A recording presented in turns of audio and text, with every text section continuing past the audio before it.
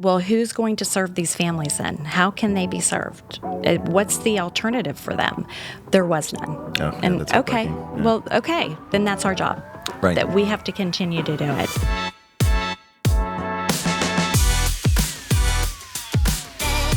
Well, welcome to Money Market, a Bank of Tampa podcast. We highlight the businesses, expert business advice, the local economy, and points of interest in the Tampa Bay market. Follow us on YouTube, Spotify, Apple, or pretty much everywhere, and share this episode with a friend or colleague. I am your host, Owen LaFave, the Pinellas County Market President for the Bank of Tampa, Tampa Bay's oldest and largest community bank. Today's guest epitomizes the Bon Jovi song, Who Says You Can't Go Home? Because after starting her career at PARC Center for Disabilities over 30 years, where her father had also served as the CEO for 3 decades, she indeed came back home and now leads the Pinellas County-based organization, which provides services for over 600 children and adults every single day. Michelle Detweiler, welcome to Money Market. Thank you. I appreciate you having me. Thanks for coming. Yeah. So tell us about the PARC Center for Disabilities. Oh, where do I begin? PARC Center for Disabilities is a very, very dynamic organization in Pinellas County serving children and adults with developmental disabilities from 2 months of age all the way to the end of life. Wow. Yeah, so it's there's really no other organization that does that continuum of services for people with developmental disabilities in our area. No, it's a tremendous organization, and I appreciate you coming on to share the story. I teased you a little bit in our opener about coming back home, but I mean, can you share your journey and how you became the CEO and how it all started? I can. It's been a little surreal. And I actually started my career at PARC Center for Disabilities in 1989, right out of college, and started working there in their fundraising department and public relations, and was there for 7 years, and wanted to, at that time, I remember as a young professional, I really wanted to change it all. Right, they weren't doing anything right. You know, right out of college, why aren't you doing this? Why aren't you doing that? And so very common. Very common. Yes, yeah, you think you know it all, right? Right. Yeah. And so it was a great start to my career in fundraising, basically. And so I started there, and then I left the nonprofit sector about, I don't know, it was probably 15 years later, and went into a family business in Sarasota, but stayed connected. And this is the propane? Yep, business? the Detweiler's Propane.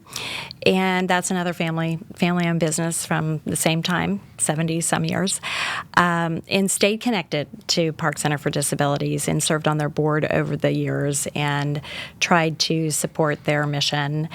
I left Pinellas County and I moved down to Manatee County. That's how I got to Detweiler's Propane, and then I worked for American Red Cross down there too before Detweiler's. And then my career changed a little bit about 6 years ago, and I was on the board for PARC Center for Disabilities, and they had this opening for Chief Operating Officer. They approached me, and I thought, I can do that. I just came from operating a business.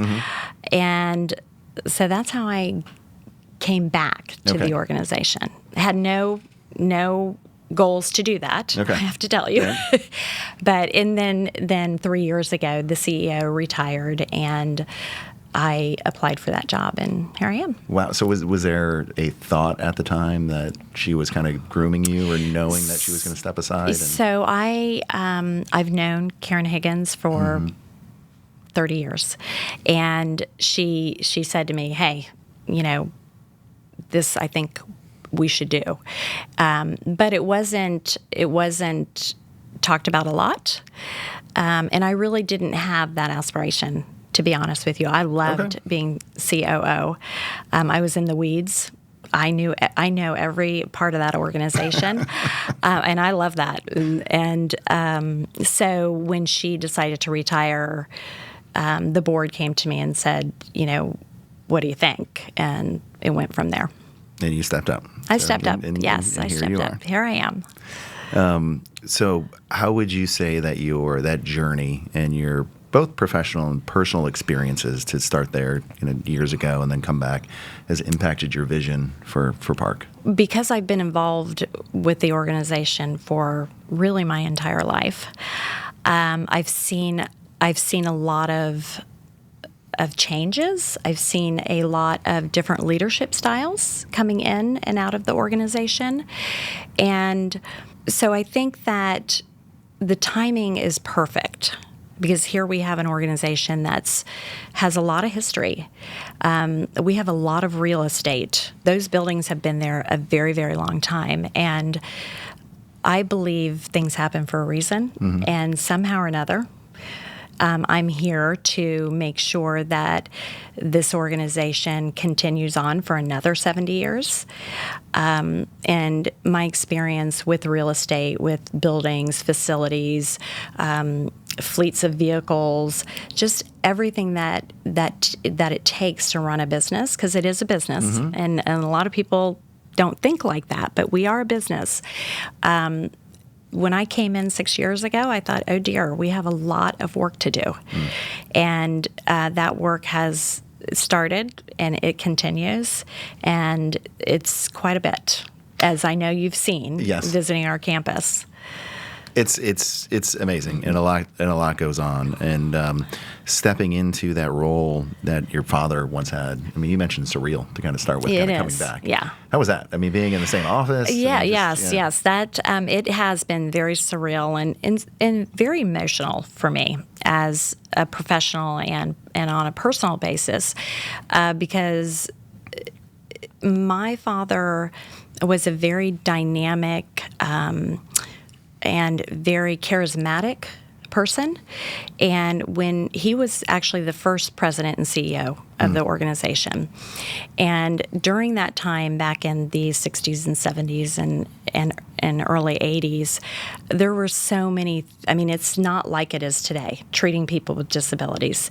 And he was really the one who helped the state make the changes for people with disabilities, close down. We were really a pioneer as an organization to help close down the state institutions that were not only for the criminally insane, but you put people with developmental disabilities. You lock away everybody. You lock away everybody. Yeah, it was really and I remember as a child, some of the visions I still have in my head, because my sister lived in a state institution.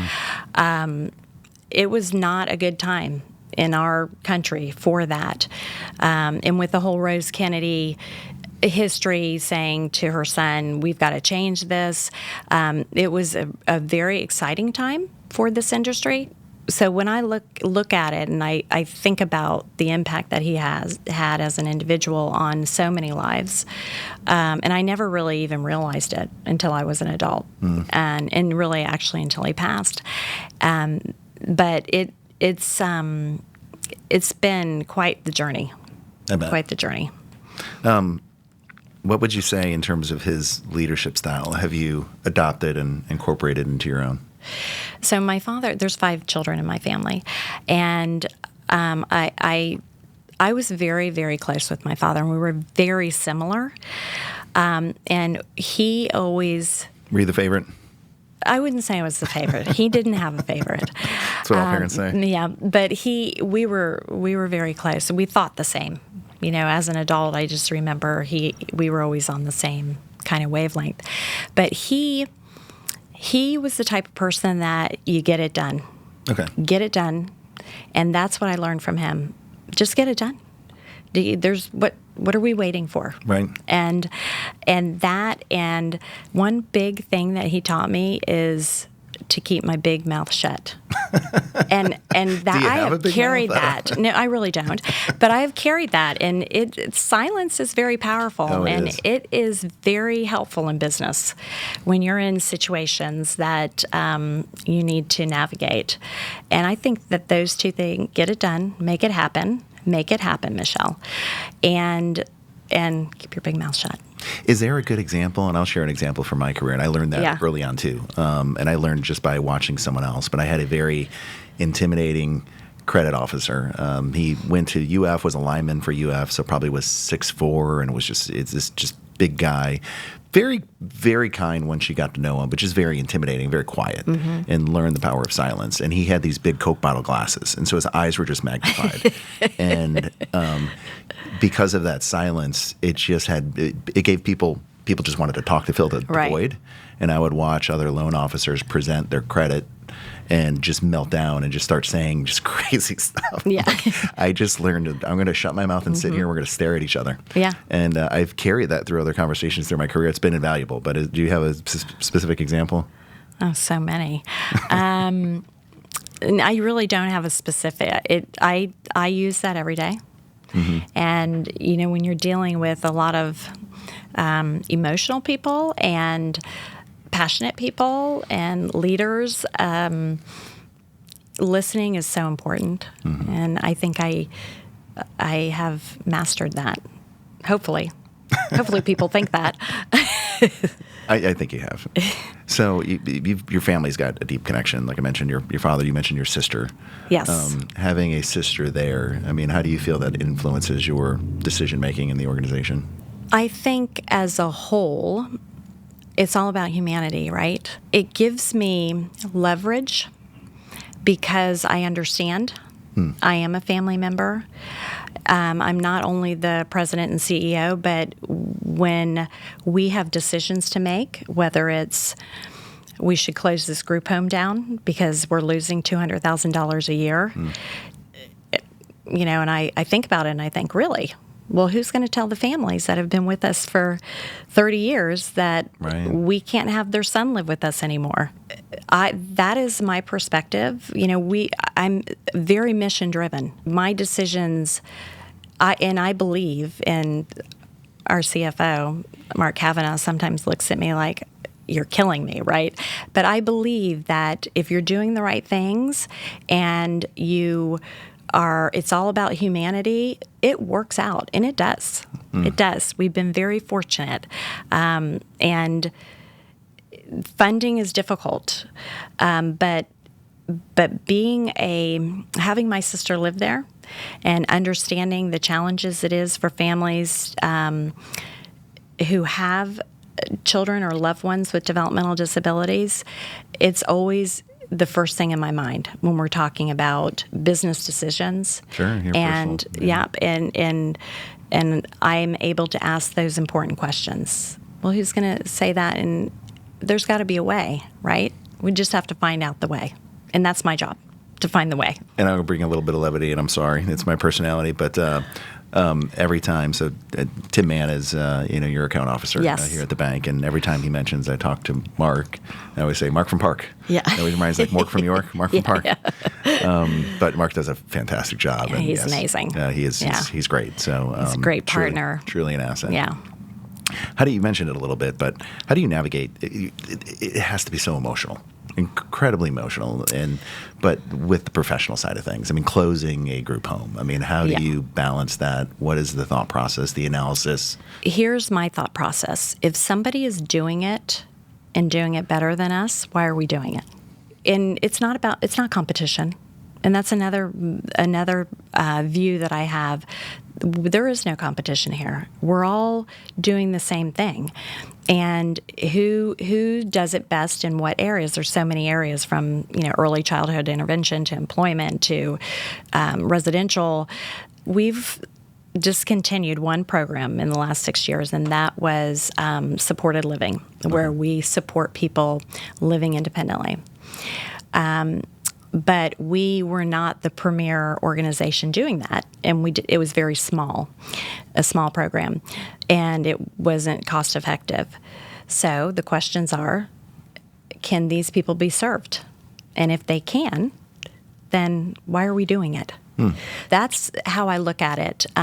We had another situation with one of our very mission-driven programs, our caregiver relief programs, our respite programs, where it was 100% funded by the Juvenile Welfare Board for 12 years, I think it was. Well, there was some change in philosophy there, and at the Juvenile Welfare Board. At the Juvenile Welfare Board, it was just a change in philosophy, and they wanted that program to be changed. They wanted more people they want to impact numbers. They wanted to see more. And when you have a child with a developmental disability, that doesn't change. You always need that relief, right? That's our mission. We want to help families.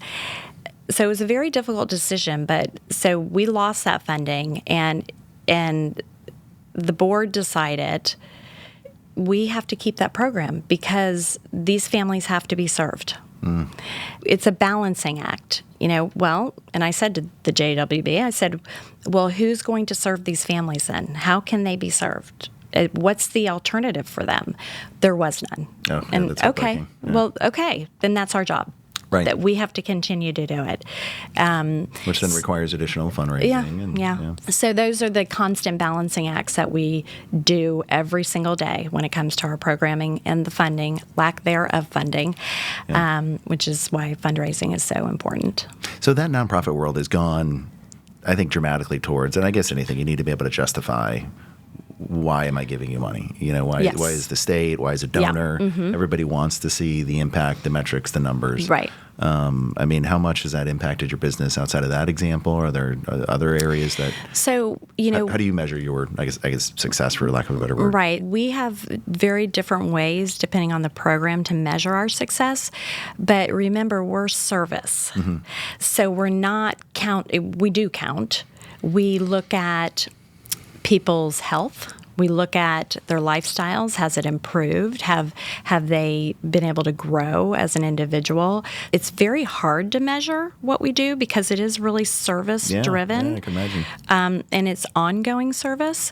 But we do have ways, with our children's services, we do have ways to do that. How much a child has progressed in our program, different mile marks, developmental marks, and, they weren't walking when they came to us, they're walking now through our therapies, different things like that. Okay. But it's different for every program we have. So you had mentioned when you kind of joined 6 years ago that, you got some problems. So what's kind of the long-term vision for PARC? Where do you see the organization going? So I think the biggest eye-opening, having been involved my entire life and thinking I knew the organization and being on the board, being in the day-to-day operations was a real eye-opener. And I think we have a very old campus. Our campus has been there since the 60s, and we have a lot of real estate. We have a lot of buildings. We have a lot of vehicles we have a fleet of vehicles that are on the road. And when I came there 6 years, I looked at it and I thought, we have a lot of work to do to elevate this. We don't have to have a broken down, rusted van because we're a nonprofit organization. And so I've come in with the mentality of we need to be the premier organization, and we need to be the one that people go, wow, right? Look what they're doing for people with developmental disabilities. So we've really worked hard on our capital improvements, and we will continue to do that. Another thing that my vision is for our team members. We have 340 employees that work for us. Wow. When I came 6 years ago, the starting rate for a caregiver was under $10 an hour. Oh, that's 6 years ago. Wow. That's not a living wage. No, it's not. And how can you have a continuity of care for people when you're not paying people a living when they wage? can't take care of themselves. Yes, right. That has been a huge initiative. And proud to say today, our starting wage is $17. Okay. $17 an hour, which is still not a living wage if you have a child. But a dramatic increase. Huge. Yeah, and you have to make, think about that with 340 employees, and it's a meaningful change. It is. So we continue to really try to really budget appropriately and invest in our people so that they're there. And we have a third of our employees have been there for 10 years or more. Well, that's incredible in itself too. So that's a testament to the value that they have in the mission and how they feel valued. Yeah. My vision is to make sure all of our buildings are updated, renovated, and we provide a wonderful environment for not only our team members that work there, but also the people we serve. Well, and you are making some changes, and I will start with something small, but I know you love it, and it does bring just a sense of, I think, vibrancy when you approach the campus. But the mural. Yes. Want to talk about the mural? Yes, I'd love to talk about the mural. I really want it to be a part of the mural community in St. Pete, and found out that one of our volunteers worked for the Vitale brothers. Yeah, the famous Vitalis. Yes. And so Johnny Vitale said, yes, we can do a mural. And we have a 3-story building which faces Tyrone, and that's what I wanted because I wanted I wanted to draw people in. And he said, yes, I'll do it for cost. Well, it was right around the Shine Festival. And somebody said, well, you should be a part of the Shine Festival. And I thought, that's a great idea. Yes, you should. Yeah. So I asked, and the Art Alliance came back and said, yes, we'll make you a bright spot in our festival. And Johnny said, okay, I'll do it for free. Wow. So we got this $30,000 mural, which is amazing. It's our new colors, our new branding, our new logo, and you have to come by and see it if you haven't. But it's great. So that is a part of our reviving our campus with those colors and painting all the buildings. It's a process, but we're probably halfway through now. And if Michelle gives you a tour, there is an obligatory picture in front of the mural. In front of the mural. I love that. I'm proud to have taken with you. Yes. But so, all right, let's extend beyond just the mural and some painting. You've got a new building. We do. Can we talk about that? We can. We are in the middle of a $10 million capital campaign, a Raise the Roof campaign, to build a new children's services center for all of our children's programs. That building will have our preschool, which is on our main campus, and this is one block over from our main campus, and very innovative building. We're very excited about it, and we have $3 million more to raise. We're almost there. The building is a building now, so we're very excited about it, and we should be finished in 12 months. That's my goal, to have that building done in 12 months. Tell everybody about the innovation. Why is it innovative? What sets us apart from everybody else is when you come to our early intervention program, you have the opportunity to have your child assessed for speech, occupational, and physical therapy, and everything is there. Your child can receive all of those services. You don't have to pick them up and take them to therapy. You don't have to have them assessed by anybody else. That's really incredible. Yeah, and I love our program right now, and it's very vintage. But what's amazing about this new facility is it's big. It's got the space. It has an amazing therapy room.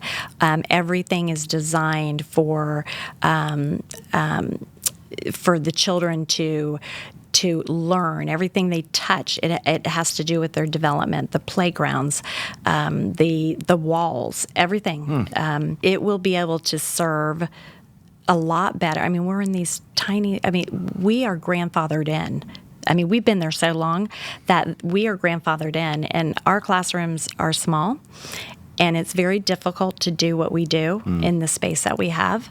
And this is one of those things, make it happen, right? Yeah. We, as an organization, have been talking about this for 15 years. Wow. And we are finally making it happen. And I'm very proud of that. So what was the change in maybe the board, or, I mean, well, I think your leadership, but you had to bring everybody else aboard, right? I did. And it was making it happen. It was following through. It was checking off the boxes. We've made sure we cannot renovate this building. We've looked at properties all over town to build a building or buy a building or lease a building. It was my priority when I came on as CEO. Was we have to do this, otherwise we're out of the children business, and that's not, we can't do that. Right. We have been, and the board has been very supportive, and they've contributed over $1 million toward the capital campaign, which is really amazing. It really is. So I'm very fortunate to have such support. Given kind of the budget constraints, and I know you have a big project right now, how do you make sure that the organization remains innovative and fresh? It's all about our strategic plan. And looking at our programs and our buildings, and we we really can't expand anymore where we are. What we have to do is we have to look at every program. How are we doing? What is the facility? And I know I keep talking about facilities, but that's a really important part. And we're very heavy. Like I said, our campus is kind of cramped with so many buildings, and making sure that those buildings are working for us, that they're not draining us like the children's preschool. Efficiency. Efficiency. What is this costing us? How are we doing it? How can we do it better? So those are the ways we look at it, and I'm constantly looking at it. And we have to constantly adjust. Right. Because I don't know it all. So I have to depend on my leadership team to say, well, you know what, this isn't working. Well, why didn't I know about that? Okay, how can we make it work? It's communication, adjusting, and a strategic vision to be the best that we can be. How do you intentionally foster an environment where everybody is comfortable coming to you and just telling you, like, this doesn't work? I think I definitely am a servant leader, and I'm very involved. I walk the campus. I meet with the people that are in our leadership team, the people that are caregivers. I try to know their names. There's a lot of people that work for us, but I am very present in the day-to-day operations. So they see me, and I'm constantly communicating. I have an open door policy. Come see me. I do videos for our teams and say, hey, this is what's going on. Please be there. I'll be there. Come see me. Tell me how. I go to staff meetings for each programs. So I try to be very visible and authentic and transparent and honest. And sometimes that's hard. And my message to my leadership team is, it's all about kindness. You may have to deliver a very difficult message to somebody, but be kind and be honest. And be straightforward. And if you do that, you have the credibility and the respect that you're going to get, no matter what the message is, no matter how hard that message is for you to give. Well, you have that respect. I mean, I will tell you, it was a pleasure when you're seeing someone in their environment. There's no way you could fake this. So having taken a tour with you and walked through the entire campus and all the programs and seeing the staff and seeing the residents and the kids, and you're like a celebrity. Oh. I mean, it was great. I love it. People are right. I love it. So if I'm having a bad day, I just go walk the campus. And they love seeing you. It's pretty exceptional. And I love them. It's very. I'm very fortunate to be able to do what I do every day. It shows. You mentioned you were a servant leader, so your staff. I mean, it has to be challenging and very taxing at times. I mean, how do you support them in those moments where it's challenging, and then also maybe just how do you encourage them to kind of just continue to deliver the care that it's expected at PARC? Our caregivers, that is the hardest job. And one thing that I bring to the table as their leader is I've done every single job I think we have. So I have been a caregiver, and I've done direct care work, and that's how I started in my field, this field. Talking with them, acknowledging the fact that I know what they do, and I know that it's the hardest job of any job in the organization, is very, very important for them to understand that I understand how hard it is, and I'm always communicating that with them. We also try to provide employee appreciations, direct care day, right, where all we do is focus on those folks. Is that an official day? Is that it a is actually. Day? It okay, is. Good. It it's is. Not, yeah, it yeah. It good. is. It is a DSP week. We have a it's day a whole for week. everything. Yeah, good. It's a whole week. Good. So we do everything we can. We try to provide resources for them because it's such a hard job, and as I talked about with the rate of pay, we try to do what we can. We collaborate with Feeding Tampa Bay. We go over to Tampa Bay. We get a whole box truck of food every month and bring it to our location and say to our employees, we've got food. You come in, and you wouldn't believe how quickly it goes. I bet. Investing in them and communicating how important they are is very, very important. That they feel valued because it's hard. It is a hard job, and so that's a big initiative that we try to constantly do is recognize them, talk to them. We have employee assistance programs if we see somebody's not, like burned out or what have you. We approach them. We have this, mental health day. We do all of those things. We try to invest as much as we can in our employees. That's tremendous. I want to come work for you. Yeah. Yeah, if you're a caretaker, go to PARC. It's hard. It's really hard. You definitely have to have the passion for it. You do. It takes a special person. And like I said, we have people that have been working with us for over 40 years. So we have employees that have been with us for over 40 years, and that says a lot. Yes, it does. But it says a lot about who they are, too. Yes. Yeah. Having someone potentially there their entire lives, how does the different the challenges of dealing with them at the different stages? I mean, what does that present? What does that look like? So, times have changed. So back in the 70s and 80s, people did not live very long because number one, their care was not good. And number two, nobody paid attention.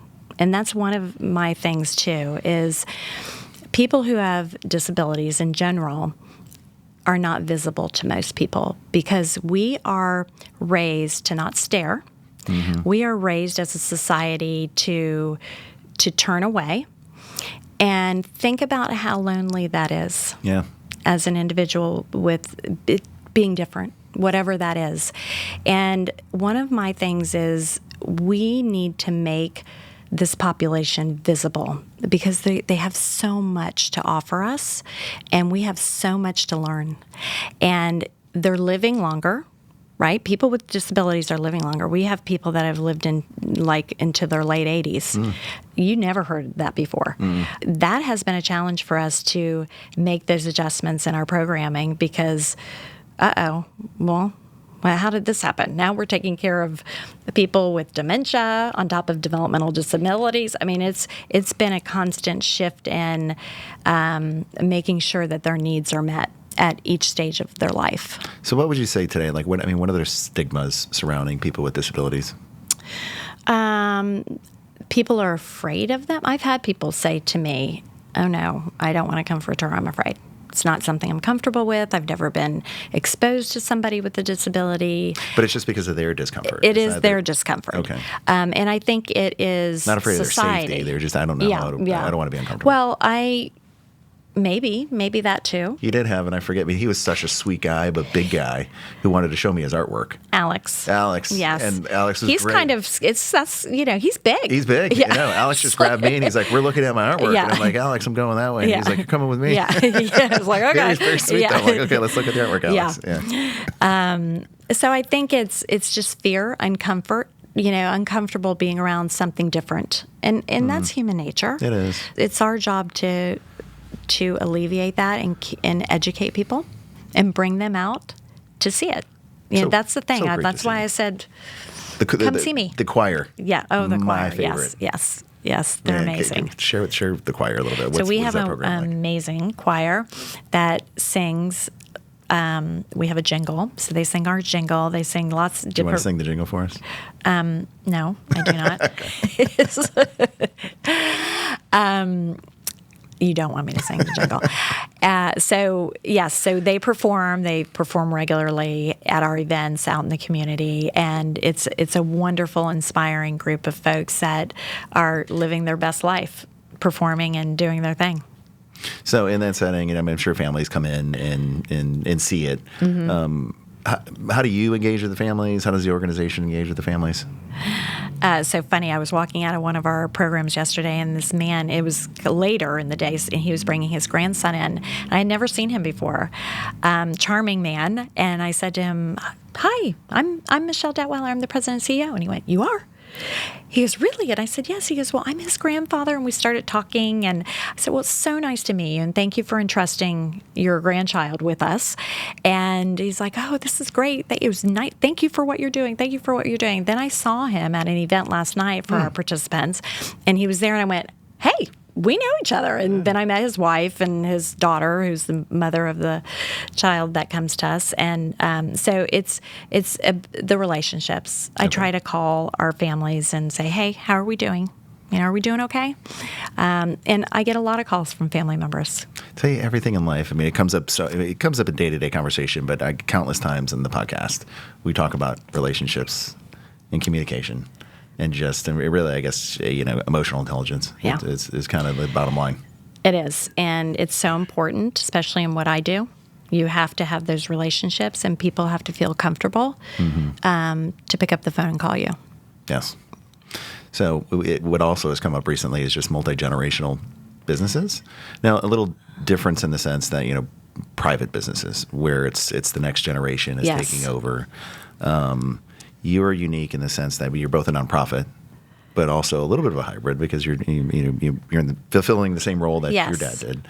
What do you think is the secret to sustaining an organization like PARC for 70 years? How do you do it for the next 70 years?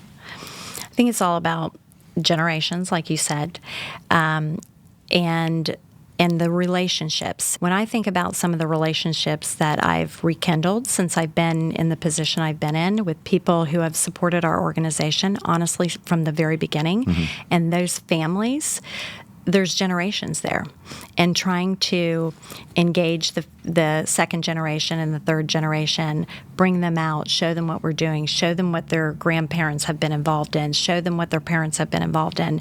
It's very important, and it's pretty cool because we're 72 years old, and that's amazing. So that's a couple generations. And I had somebody call me recently his parents were involved when my parents were involved, and we actually went to high school together, and he's been following us on social media. I haven't heard from him in 30 years. And he called me up and he said, Michelle, you are doing an amazing, he said, I watch you, I follow you. And I was like, really? And he said, yes. He said, and my family has a foundation, and we want to help you. And and he said, we want to make it in the name of the families that were involved with our parents. So it was so cool. And I said, this means so much. And maybe nobody else can really feel that like I do, but it was very, very cool. So I was able to contact those families and say, hey, we got this contribution in honor of you, and what your families have done for this organization. And thank you. You've touched on it a little bit, but I want to dig in a little deeper because of that, because your social media presence is great. Oh, thank you. Is part of your thought process is just exposing people to it? That like, hey, these Did you know? Yeah. Did you know? And yes, and that I'm trying to do that angle. We work with Bayshore Marketing, which is Lori Stognew. She's one of those original families, believe it or not. She used to serve on our board, but she has a marketing. I love the history. Yeah. Oh, it's just amazing. I love it too because it's like you don't have to explain. They know, like Lori knows. She could read my mind and go, okay, I got it. Mind-boggling. Yeah. She helps us with all that messaging and has done an amazing job. But she has that inner history that helps us get that message out there. And maybe some of that ties into advocacy too. You had mentioned your father was very involved in advocacy. Yes. Do you see that as a role for you as well? I mean, yes. What are you doing in that space? Yeah, that is my number two thing too. I do find myself constantly advocating on the political arena too, because remember we do get funding from the state and the city and the county, and we're constantly advocating for the people we serve and telling those stories so that our wonderful representatives understand, see, come out and know what we're doing. So when funding is available, they think about us. So we're constantly advocating. We're advocating their rights across the board, wherever it comes in, whether it's in the employment arena, trying to get companies to employ people with disabilities. Every part of life, we are there trying to advocate for people with disabilities. What would you say you're most proud of as CEO, given your tenure? I would say a couple things. Focusing on our wonderful team members and making sure we are working very hard to provide a living wage. That's very, very important to me. And secondly, the improvements we've made on our campus over the last 6 years. Just imagine the home that my sister lives in. There's 48 people that live in there. That building has never been renovated inside. And if you walked into a bathroom, it's clean, but it doesn't look it. It's old. And I made it happen with the city and the county to get the funding to renovate those bathrooms. It's been a 4-year project. We're on the very last year, but that is exciting to me that we could make that happen, and we continue to make those improvements. And then, of course, the capital campaign for the Children's Services Center, and the fact that we've secured the amount of donations we've secured so far. Yeah, $7 million. I mean, what an accomplishment. It's pretty amazing for our organization. We've never had a capital campaign before.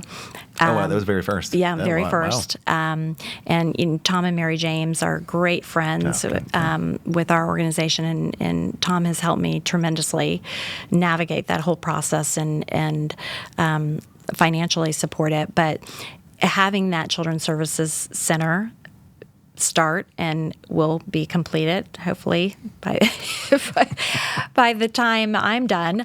It will. Those are two Unless things. You're sharing something right now. No, yeah. Those are two things I'm very, very proud of. Companies or people that want to work with PARC, what do they need to know? How do they contact you? They just call me. They can go on LinkedIn and find me. They can go on our website. We have a lot of different ways to send messages. I see them all because I feel very strongly about responding very quickly to people that want to know more about us. So I do see all those messages that come in.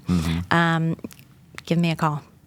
Okay. I'm available Simple anytime. enough. Yeah. And if people want to donate to the yes, capital campaign, and how do they do that? We are in the middle of this campaign, and people can give and pledge over 3 to 5 years if they need to.